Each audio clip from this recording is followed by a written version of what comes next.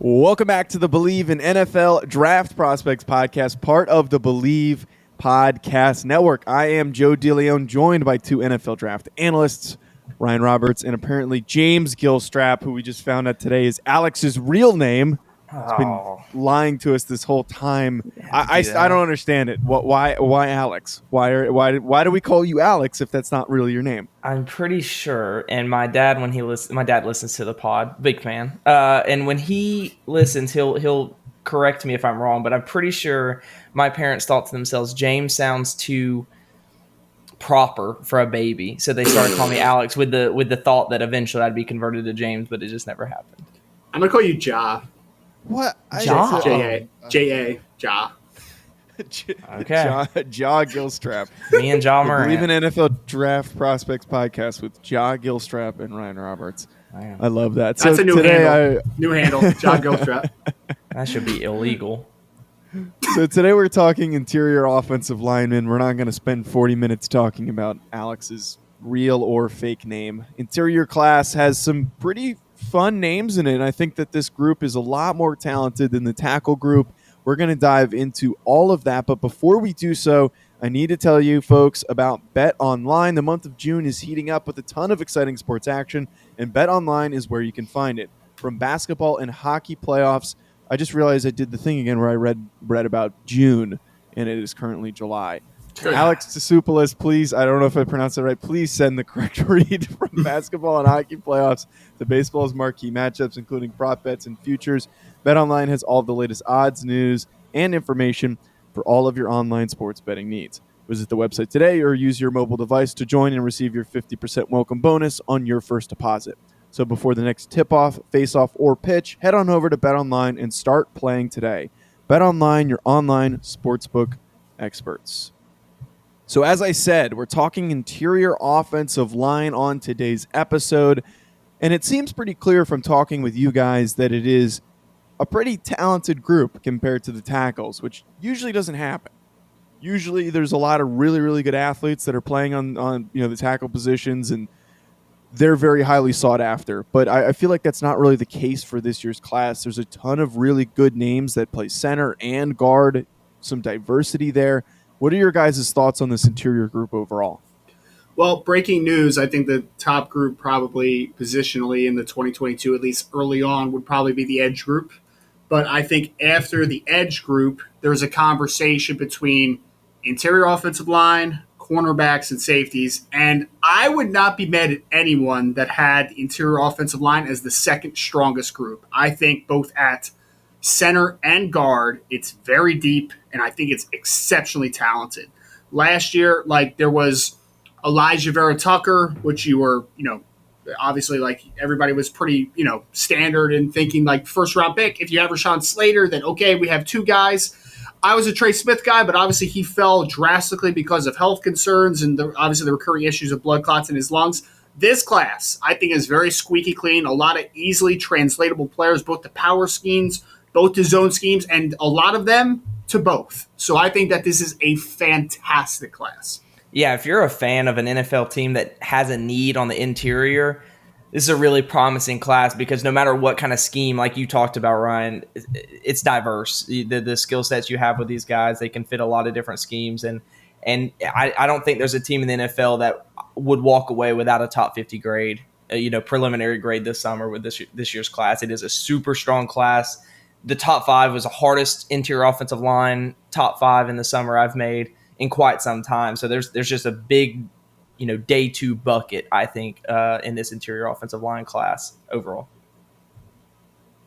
So as we always do, we start the discussion with the highest upside guy in the group. And for those that don't know what highest upside means, we're talking about somebody who has tremendous talent and that can evolve into an elite player at the next level or somewhere along those lines, have a ton of progression over their time from going to college to the NFL. And Ryan, I am so intrigued to talk about this guy, Kenyon Green from Texas A&M. Ryan, I'm pretty sure you remember there was one instance during the winter, I Bleav, where I hopped on a Zoom call with you. You were off from school or something. There were a couple other people when we were watching tape. And it was Texas A&M, Alabama, I think. And I forget which player we were watching, but I said to you, Ryan, I'm like, who's this guy? Who's this interior offensive lineman that I'm seeing? And you pointed out that Kenyon Green is going to be a first rounder. Like that, he immediately popped off the tape, which usually doesn't happen with an interior offensive lineman, but it did. No, yeah, and I think so. We had watched a couple games that day. I think we watched Dayo Odeyingbo against Texas A&M's offensive unit in general, and then we had watched Alabama, like you're talking about, against Texas A&M as well. And you are completely right in the sense of like, usually offensive linemen in general don't pop off the screen, especially interior offensive line. But number 55, starting left guard for Texas A&M over the last 2 years, is about as dominant as an interior offensive lineman that you are going to find. And he was only a true sophomore last year after coming as a high 4 by every publication, 5-star by some publications from the recruiting sense. And he has just been exactly that for Texas A&M. He's been a dominant force, 6'4 plus, 325 pounds. He is actually moving outside. He's going to play left tackle this year, which I'm not – let's see how it goes. I mean, like, I'm going to keep an open mind to it. For me, like, I watch it, I'm just like, that's a guard. Like that, and there's nothing wrong with that. But because he is the ability that he has to create power in such tight spaces and the lower leg drive that he has, he is silly power, to be honest. And he's a good athlete, working to the second level, working laterally. Like, everything checks the boxes as the potential Pro Bowl caliber offensive lineman interior. Now they're going to move him outside because, frankly, he's their best offensive tackle. They lost Dan Moore this year. They lost Carson Green, their starting tackles from a year ago. So he's going to play left tackle. I'm interested to see it because I do think that he has the athleticism to play it. But for me, I think that long-term speaking-wise, I think that Kenyon Green is, a Pro Bowl caliber guard who's a dominant force. And I think that he has the type of upside where if you told me in 4 years that he was maybe not rivaling Quentin Nelson, because Quentin Nelson is on another planet, but maybe the second best interior offensive lineman in the National Football League behind Quentin Nelson, I would believe you. I think he has that type of upside. Yeah, swinging over to tackle this year, I think that'll make it to where he's played everywhere but center as far as guard. He's played both guard positions and then moving over to tackle. So that's only going to help him, showing that versatility off. But I agree with you. I don't know how I feel about that transition for him. I think he fits so well where he's at left guard. So I saw some up and down play. I like a lot. There's times in which Kenyon Green is probably the most dominant player on the football field. I mean, just physically the best player on the football field. But it took me a while to come around to him a good bit. And I was talking to Ryan about this. First couple of games I watched, I believe it was the Tennessee game and the bowl game against North Carolina. I didn't see, consistency. He was letting guys slip them through the B gap. And I just struggled with him a little bit. And then I was like, okay, Ryan's big on him, so let me keep watching. So then I watched Mississippi State, and that game was just silly. I saw it. I was like, okay, this guy, when he's on. This guy's just a freak. But yeah, so like you said, I think at the guard position, I think the upside, what I saw in the Mississippi State game, what you see in the Vanderbilt game, which Ryan talked about, is another game I watched. Since I watched those first couple of games, you see the level of dominance and the high upside that this guy can possess. So I definitely agree with him being placed in this remark, and I think this is someone that could easily be considered a first-round caliber guard when it's all said and done. And maybe a transition to tackle for his final year of college. I mean, we can all agree here he's going to end up playing inside in the NFL. But maybe something like that helps him improve his skills as a pass blocker because, as we all know, it's very different trying to pass block in space compared to when you're in the interior. So maybe stuff like that really helps his progression. Not a lot of guys can say that they've done that in their time in college. So that's a testament to his talent. Alex, your pick for highest upside, you went with a Kentucky guy, Darian Kinnard. Yeah, Darian Kinnard, someone that currently plays right tackle for Kentucky, but someone I think is better suited. This is something we talk about every year, and there's always a conversation with a couple different offensive line prospects that are tackles in college that just project better inside. And some people have a problem with that. I don't understand it. If you're just going to be a better guard, you're going to be a better guard. I mean, Quentin Nelson is more valuable at guard than he would be at tackle, and that's okay. Like, it doesn't limit him. It doesn't make him less of a player if he's just a great guard versus a good tackle. So this is just someone I think at 342 pounds, possessing the power that he possesses, and his ability in a phone booth when he is asked to do that at right tackle, I think is really impressive. And, with 34 plus inch arms, what is his hands? Over 11 inch. This guy's just a monster. And he shows that at the point of attack. I mean, this guy can bully people around the football field, much like Kenyon Green, but I just feel like I saw it on a more consistent level, and I trust the athleticism just a hair more than I did with Kenyon Green. So that's where I see the tools to become a better guard. That's just a testament to this class. I think both of these guys are first-round caliber guards transitioning to the next level. We talked about that at the top, just the excitement around this year's interior offensive line class. But I just see a lot of tools to work with. I see the physical demeanor that's consistent. And then I just, I see a little bit more consistency of that level of dominance through the games I watched. Yeah, I have a name for you, Alex, for speaking of Darian Kinnard. Kenechi Osemele is a guy that I wrote down when I was watching him, who was, of course, a Pro Bowl guard. And I think that the good debate that's going to happen, obviously people are, sometimes are very struggling with moving tackles into guards, all that type of stuff. Because he's 6'5 plus, like you said. He's 340 pounds. He has 34 plus inch arms. He has 11 inch hands. So, he hits all the thresholds to play offensive tackle from a size, configuration. But I really do think that the best parts of his game, because that Kentucky offense, they are a power offense. He is not traditional pass set. He is a 45 pass set sometimes, mostly jump setting. He is not a guy that is being asked to vertical set and to work in space a ton, because that's not what he does well. He's got that huge lower body. He creates a ton of power, similar to Kenyon Green in a large sense, of the ability to really work a half-man relation and dominate to the second level. Inside zone, I think he can do. Outside zone, not as much, but I think that power inside zone type of schemes, I think he fits perfectly. I think he's a Pro Bowl level guard. He was the guy that I originally had written down because I think from a size perspective, there's not much he can't do from a power perspective. And then I think he has not great flexibility, but I think he has pretty good linear ability. I think that he can work to the second level pretty well. And I think that he's another guy that if you told me if he's a Pro Bowl guard down the line, I wouldn't doubt it, because I think that he has that type of ability. I don't think he's a tackle long term, though. I think he's definitely an inside piece with the abilities that he has in the run game and the ability to dominate with gaining inside leverage. Joe, this is just a talented interior class. There's a lot of guys alike. I bet. And also, we love moving tackles inside a guard on this show. That is one of our favorite things to do. Exactly. So now shifting our focus from a really talented guy to a guy that's getting overhyped. This week's bum watch list is named after Drake Jackson, the center from Kentucky. Sorry, Drake, you are the name for this week's watch list because of your drop-off and despite some weird hype, not really having those NFL measurables. For those that are unaware, the reasoning behind this group or the philosophy behind it are guys that are being talked up way too much too early and that are likely going to fall off throughout the process.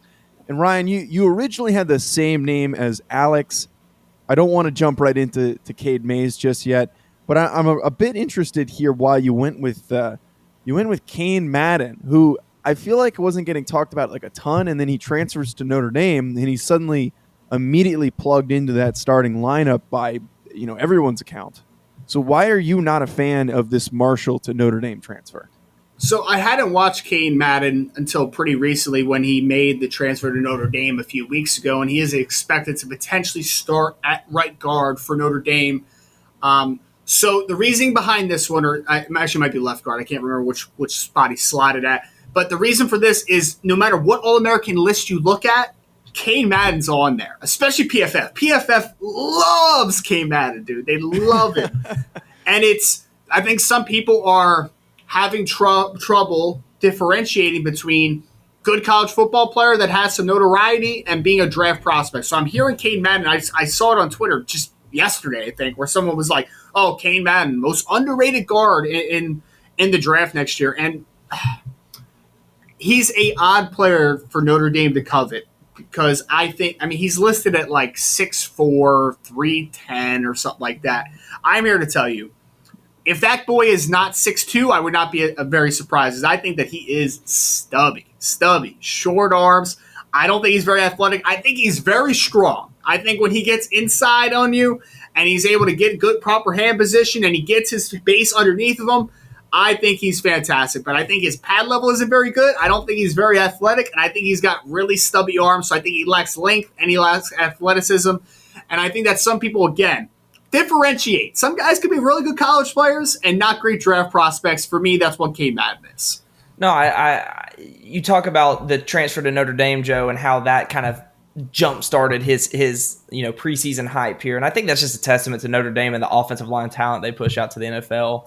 And look, Cade Madden, you talk about, doesn't meet a lot of the thresholds. He's not really that guy, but I think a lot of this hype will die down as the transfer news kind of dies down and things get into the swing of things. I haven't watched Cade Madden, so I can't speak on him as a prospect, but it's crazy, Alex, because he made all these several All-American lists over Jarrett Patterson from Notre Dame, Jarrett Patterson's unquestionably the best offensive lineman at Notre Dame and unquestionably the best interior offensive lineman at Notre Dame, and yet it's Marshall transfer Cade Madden, who is the preseason All-American. It doesn't make any sense. I don't understand that either. I feel like he wasn't really that notable of a name coming out of Marshall, and then suddenly he ends up at Notre Dame, and everyone's, he's an elite offensive lineman because he's at a school that produces elite offensive linemen. I don't see it. I'm on the same page as you. I think it's totally random that he's suddenly this elite player now that he's a member of the Fighting Irish. Right. Alex, you went with Cade Mays, who former Georgia player, now at Tennessee, and has been at a lot of different points talked up as a first-round pick. And I feel like we're not really at that point right now where he's going to be heading to the NFL next season. It's not really the same. So though we're talking about the same category here, the guys that are being talked up, it's very different. So Cade Madden, you talked about, just doesn't necessarily meet those thresholds a lot of times. Cade Mays meets them and exceeds them in some regard, like size, length, power. He really checks a lot of boxes from an intangible standpoint. The things you can't teach is the size and length a lot of times. So he meets those remarks, those thresholds. It's just a level of inconsistency for me that I struggle with overall. I mean, he transfers to Tennessee, and he is a talented football player, former 5-star football player. Get some early playing time at Georgia. Like I said, transfers to Tennessee, and there's moments where you see it, and you're like, oh, that's the play. That I get it. And if you put together, a highlight film of Cade Mays and his best blocks and his best combos, like you can convince someone that he's a first round top 50 caliber football player, and I can understand that thought process if you just look at the highlights, the top plays. But if you really dissect everything he's doing, he's just a lumbering mover that I think, struggles in space very much so. I think he's very scheme dependent in a power profile that he has. And I see a lot of the things that people like, and I can see a way to where you can think Cade Mays ends up being a top 50 pick, but we just have a long way to go till we get there. This, especially in a class that's as talented, we've been talking about the talent of this guard and center class. So you talk about these guards that are in this class, for him to be talked about top 50 it's just a little rich for me right now. Like I said, I see it. I see the traits. I see what you can like about him, but I just feel like there's a lot left to be desired when watching his film. I think it was a great breakdown. Quick story time, Joe. You ready for it? Go for it. All right, so Cade Mays thinks he's a right tackle at Georgia. He's like, yeah, I'm the right tackle. Falls out of favor because they envision him inside a guard, which they should.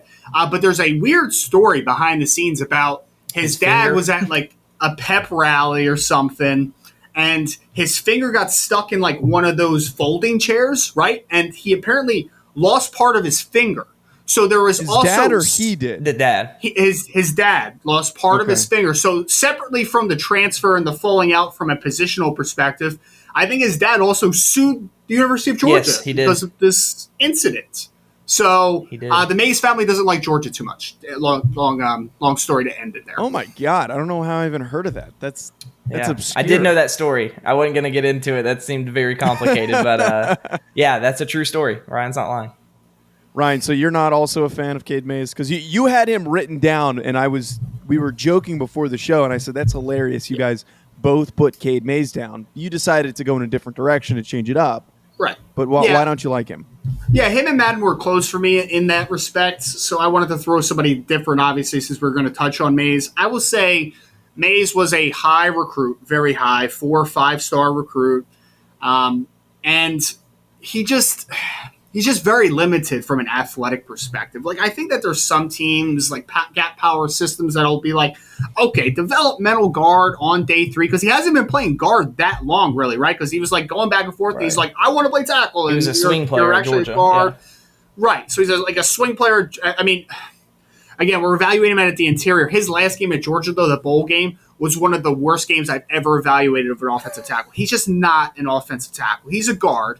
But so if you're telling me Cade Mays, day 3 developmental guard, I'm good. And then you say, like, oh, okay, he also has experience at tackle. So, like, he's not going to start at tackle, but he could have some swing potential there. Like, maybe he can get you out of a game that, kind of, goes on the wayside type of thing. Like, I'm good with that. But any top 50 hype, which you're seeing a lot, if you go on any of these mock draft simulators, you see Cade Mays in that range, which I just think is insane. And I would be shocked if Cade Mays goes top 50. I'd be shocked if he goes top 125. Like, I don't think that that's in him. I think that he is late 4th round going into the latter part of day 3. Like, I think that's the range for a guy like Cade Mays. Yeah, that sounds fair. And he's had a bit of an up and down career, bouncing around from one school to the next. Is a little bit tough to also get bought into a guy fully if he can't stay consistently at one location. So our next, more positive spotlight of players are Elijah Vera Tucker watch list. And if you remember from last cycle, folks, Elijah Vera Tucker, no one really talked about him that much preseason or heading into the year. Nobody even knew if USC was going to be playing. And this guy played all over the offensive line, played some tackle in his final days at USC, and he looked fantastic. Ended up being one of the highest drafted guards, is going to be hopefully a high-impact player for the New York Jets. So this year, if we're talking about some guys who could randomly explode onto the scene and become big name, maybe early day 2, first-round prospects, who are we thinking? Alex, why don't we head to you first? You picked an Oklahoma guy. Yeah, Oklahoma has a couple guards that are actually pretty talented this year. The guy I picked, and then there's in Marquise Hayes Jr., and then as well they have Tyrese Robinson on the right side. So the left guard, Marquise Hayes, is someone that I just became enamored with as one of my first watches this summer. And I really think, I mean, he's a big body. He's thickly built. I mean, he's built like a wall. I mean, quite literally. And this guy moves pretty well. And I think I can go on record to say he's the best pulling guard in this year's class. He works so well in space. When he pulls, and Oklahoma asks him to do it quite a bit with their run scheme, he pulls, he gets out into space. I don't usually when they get to the second level, these guards, they maybe get in the way of that second level defender. But Marquise Hayes consistently puts guys on their rear end time in and time out when asked to do this. And I just think he's super strong at the point of attack. It doesn't matter how big the interior lineman is. I mean, that can try to rush right through him. He has a great anchor, does a very good job of sinking his hips and absorbing that power just because he's a very strong player in himself in his own right. And then as a puller, you see him more as an athlete. I think he has that as well in him because you see him get to the second level ahead of the running back or ahead of the ball carrier and does a great job of walling defenders off in space. So I like a lot of what he brings to the table. And Tyrese Robinson, like I said, is another guard prospect that I think could see a rise, especially as I project that Oklahoma is probably going to be one of the best offenses in college football this year and is going to contend for a national championship. And any time you have a college football team that plays at that level, that's going to the national championship and becomes a favorite, every single one of their prospects. We saw with LSU a couple years ago, every single player on that team got a boost just because of team success. And I think I'm projecting a lot of the same in Oklahoma with Marquise Hayes. Yeah, Marquise, 6'5", 340. Haven't watched him a ton, but I will say that he definitely looks like that dude on the hoof. I know Tyrese. Tyrese has a little bit of fanfare as well. And but I think that when we're talking about comparing those two, when we're talking about a size, physicality, and body composition perspective, I think that there's a lot to like about a guy like Marquise Hayes. So, Ryan, your pick for high upside guy that could be a huge potential riser, you end up going over to Arkansas with Ricky Stromberg. What made you pick him? Yeah, I love Ricky, man. I didn't know too much about him, and he's another guy that I was watching. I was actually watching their offensive tackle, Myron Cunningham, who we talked about a little briefly last week. And they have a couple guys that worth keeping an eye on, like Treylon Burks, the wide receiver, obviously, who we also talked about.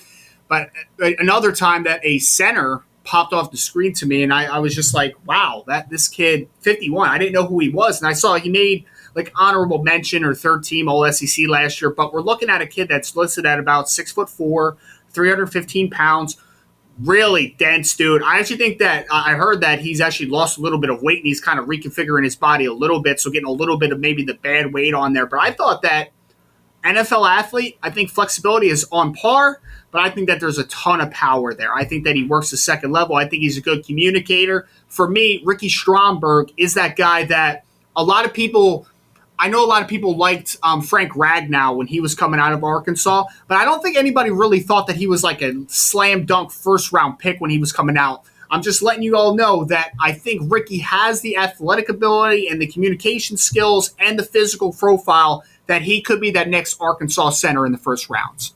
Yeah, I think if you run like a power run scheme, I think he's a perfect center. I think he just does a great job at the point of attack with his power. I think he's fine as an athlete, but you see some limitations kind of working in space laterally. But yeah, I really liked Ricky Stromberg. He actually just, spoiler alert, he just missed my top 5 along with Marquise Hayes. They were back-to-back at 6'7". So, two guys that I think, I obviously am in agreement with you. I think this is someone that can push himself into day 2 consideration with another strong season.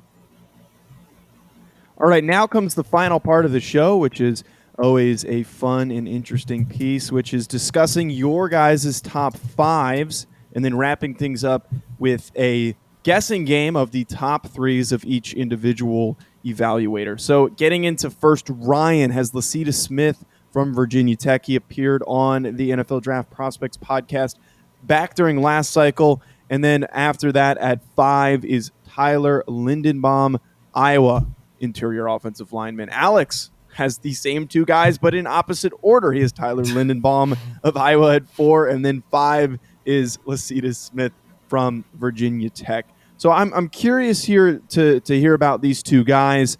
The one thing I want to ask, because you're talking about how talented this interior group is, and since you guys have the same players, what is the earliest you see these guys going? Like, do we think that because this interior group is so talented, we see somewhere on early day 2 potentially for either of these guys?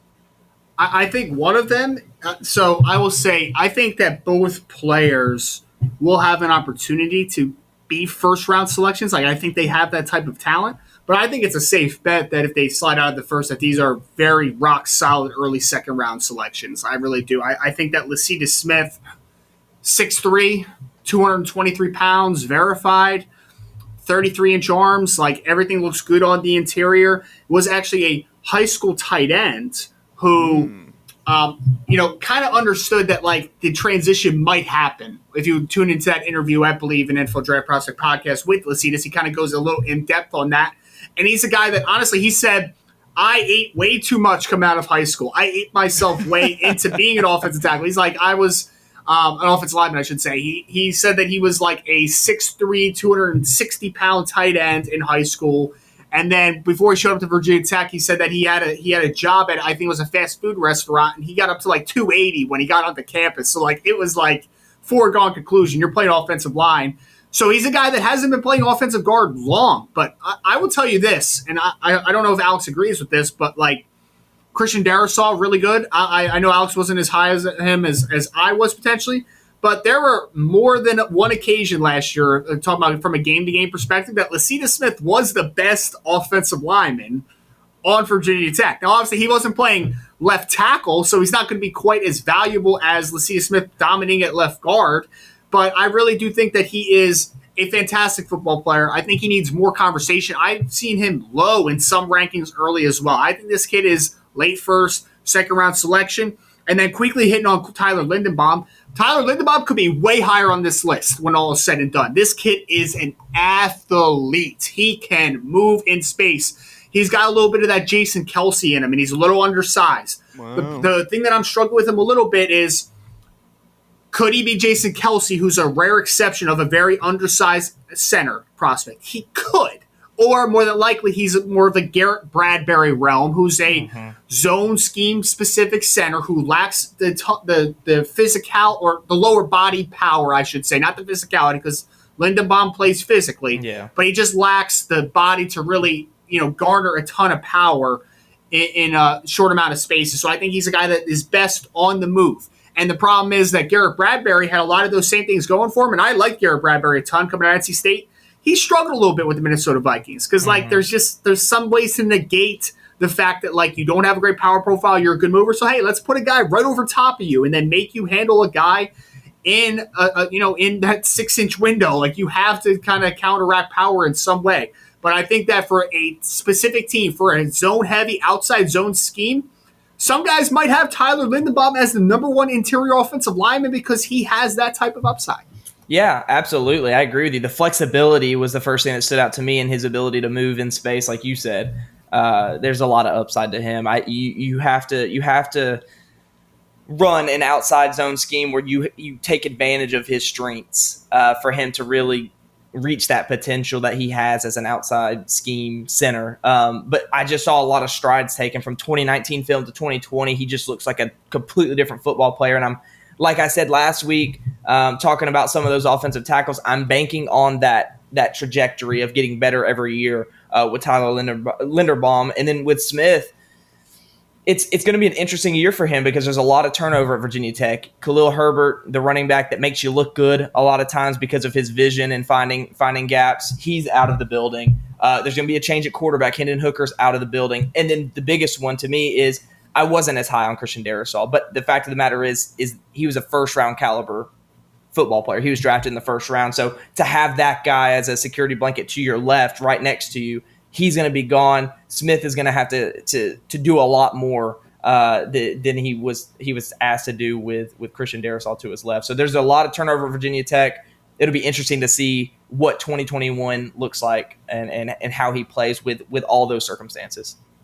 At least he has Brock Hoffman to his right, though, starting center returning for Virginia Tech. That's true. I find it so funny, and I follow the Virginia Tech program because my brother went there. I have a very good friend who was in the ROTC program there, and obviously that's my claim to fame when people ask who I played in when I was in college, who I played against. I tell them I played against Virginia Tech. So I take a little bit of pride in that. I find it so funny that Virginia Tech had all of these first-round or early draftable guys, yet they are so bad. They are so unbelievably horrible. It's so confusing to me. It's just one of those programs. It's really frustrating to watch because, Alex talked a little bit about, Khalil Herbert, who I was a big fan of, and they have, Christian Darrisaw, first-round pick. They have Lecitus Smith, who I think it might be in that conversation. Brock Hoffman is a draftable center. At center. They had a guy named Doug Nestor who just transferred to West Virginia, I think is draftable. They have another right tackle who might be draftable as well. So, they have really good offensive line, really good running back last year. The problem is, their quarterback position has just been an absolute mess, dude. We talk about Trey Turner from Virginia Tech, who I like Mitchell a lot. James Mitchell, who I was on my top 5 tight ends list. There's dudes there. They're just so one note on as an offensive scheme, and then there's been just kind of inconsistency with coaching, and they had a lot of guys out on a week-to-week basis last year with COVID, and the defense didn't play up to snap. So there's just inconsistencies in the program, but it's not to the fact of lack of talent. I think that there's a ton of talent at Virginia Tech even still. And I got to see Hendon Hooker in one of his first starts, literally on the field level, watching him play against my team. And I have to say that you pointing out the quarterback play makes a lot of sense. Hendon Hooker was not very good. He was Tennessee starting quarterback, potentially Hendon Hooker. Yeah. Seriously doubt that. Seriously doubt that. I don't know. Have you seen Tennessee's quarterback situation? They That's had true. Guantanamo Bay starting for him. Or he's at Washington State now. Yeah, baby. he transferred out. All right, guys, let's wrap up with the best part of the show, where we have some good laughs in guessing each other's top threes, and then we'll have a quick little discussion to wrap it up. Guys, let's go to Ryan first. You're gonna guess Alex's. Let's hear what you got. You're always going to be first. All right. Well, I happen to have Alex's list pulled up in front of me first, so Yeah. I hear you, dude. it's also your show. It is my show. There's no doubt about that. Don't give him that. So I know Alex either has Kenyon Green or Darian Kinnard at number 1. I know he said that he struggled a little bit with Kenyon Green at points. So I'm going to say that he has Darian Kinnard at number 1. I'm going to say that he has number 2, Kenyon Green. Number 3 is tripping me up a little bit, man. Oh, God. I'm going to say you have, what's his name? What's the kid's name? From where? Ikem Ekwonu from NC State at number 3. That is my guess. Random pull. And judge it by Joe's face, that was completely wrong. No, we'll see. Alex, Go ahead. So I know Kenyon Green's number 1. It's so hard, okay? With 2-3, I feel like you talked about Darian Kinnard and his upside, so I feel like he's in there, and I feel like I know your other one, but it's so hard comparing guards to centers because they're just different, you know? Like, Yep. How do you rank them? I guess it just goes based off grade. So I'm going to go Kenyon Green 1. I know you've been the leader of that train. 2, I'm going to go with Jarrett Patterson, the center from Notre Dame. And 3, I'm going to go Darian Kinnard from Kentucky. Okay, so Ryan's top 3 goes in this order. Kenyon Green, Texas A&M. Darian Kinnard, Kentucky. Jarrett Patterson, Notre Dame. Okay, so I flipped You're it. close. Ryan, you had it, and then you dropped it. You completely dropped the ball. Why? Darian Kinnard 1 out of Kentucky. Kenyon Green, Texas A&M 2, and then he had Jarrett Patterson 3. I don't know where you pulled that third name. I mean, yeah, people like him. You wouldn't think that I don't know Some why people you like wouldn't think that Equano, Alex dude. likes Somebody Jarrett like him. Patterson. You're telling me that he is Jarrett Patterson outside of the top 5? I don't know. Maybe he likes Lindenbaum better. I mean, it's I possible. mean, Linderbaum's good. The ball was thrown to you in the back of the end zone, and you dropped it. So we had the You whole. were wide open. You got off the line of scrimmage. Chill out. You were wide open. Alex got it wrong as well. I know, but you were so close. At least I had the right top 3. Yeah, he just messed up. He's more correct than you were this week. Look, all I did was mix up the guard and center. Like, that's basically comparing apples to oranges. I guess. I just need to keep into account that Alex always copies me. So. All right, so you guys already talked about Kenyon Green. You already talked about Darian Kinnard, but somebody whose name has not been mentioned today, which was just brought up, is Jarrett Patterson. Interior offensive lineman for Notre Dame, has been a fantastic center, a guy that was on your radar very, very early. You said last cycle if he declared, he would have been a first-round pick as the highest drafted center in the class. He ends up getting hurt. He misses the remainder of the season. He's coming back fully healthy. Potential talks of him playing tackle, but he might likely stay at that center spot. Why are you such a fan of Jarrett Patterson, Ryan? So the recent development is now Notre Dame has actually a true freshman, Blake Fisher, who's going to start at left tackle, who is 6'6", 330 pounds, who we'll be talking about in about 2 years. He's fantastic. Josh Lugg will be playing right tackle. So the recent development is Zeke Correll might be at center, and Jarrett Patterson might be playing guard now. So how do you feel about that? It's all right. I mean, I don't hate it. I mean, Corral's a decent center. No, Corral needs to play. So it was either Patterson at guard or Corral at center. Patterson has more size, so it makes sense that he's the guard over Corral. So I'm good with that. Either way, so yeah, I did say this before he got injured last year. I thought he could have been the first center off the board if he would have declared. I still believe that was true, and I just did I didn't just do. I put out the preliminary report on him, I think last month, which is live at Coast to Coast Scouting. It'll be live on another site for a future announcement pretty soon as well. And I will say that I think that 6'4 plus, 300 pounds, very clean weight. I think that he could put on a ton more weight as well. And he was actually at one time a left tackle recruit, 4-star recruit. backed up at left tackle as a true freshman while he redshirted, moved into center, 2-year starter at center. I think for a zone-heavy scheme, both inside and outside zone, he's fantastic, man. Good mover, good foot quickness, works the second level, clean athlete. Like, everything just looks very easy for a guy like Jarrett Patterson. Does need to continue to develop, like I kind of said. Like, he has room to grow, and I think his power profile also has room to grow. I think that it's good right now, but I think that it could be plus down the line. Like, I don't think that it's going to be a hindrance to him like it could be with a Lindenbaum early on, but I do think that there is still development that needs to happen with the Jarrett Patterson. But that being said, I think he's a starting caliber center for a pretty long time. I think that I compared him to Alex Mack, who was, of course, a great player for a long time, a little bit of a taller center, just like Jarrett Patterson is. And the best part of Jarrett Patterson is I talk about the development that needs to happen a little bit in the run game from a power perspective. Best pass blocking center I have seen in probably a couple years. This kid has that left tackle background, and it shows. Hand placement, ability to mirror, good feet. Everything is really good with a guy like Jarrett Patterson. In today's league that passes the ball so much, I think that he's going to be highly coveted as long as he stays healthy this year. Yeah, I think from just a prototype standpoint, you see a lot of similarities between Lindenbaum and and Jarrett Patterson. Like you said, they both have some development needed from a power standpoint, especially on the lower half. But like you said, I don't think it's quite the hindrance for Patterson as it is for Lindenbaum at this current moment. And you said it best. The pass protection for Patterson. He varies up his strikes. I love his hand placement. He like I said, he switches up the first initial punch, and he does it so well. And his feet are very smooth in pass protection. And then the length pops off way more than it does for Lindenbaum. I mean, just in his stance. This is something that I actually wrote down in my notes.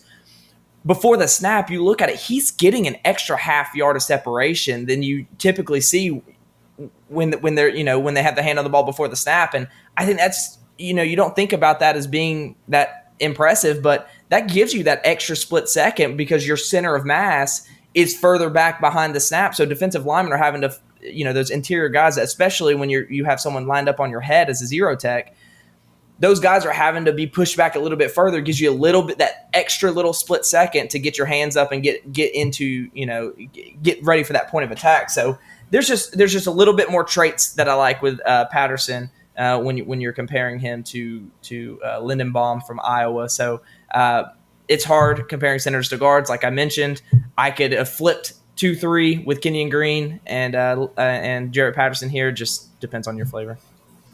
And I said that like Kenyon Green was a guy that I thought would have been a little like funky to move out to tackle. I was actually originally kind of intrigued by seeing Patterson at tackle. I feel like it could have been good. I'm not, and I don't think that he would. He was originally a tackle recruit. Right, he was originally a tackle recruit. Like he's a little over 6'4". He's like 6'4.5". I think his length is good.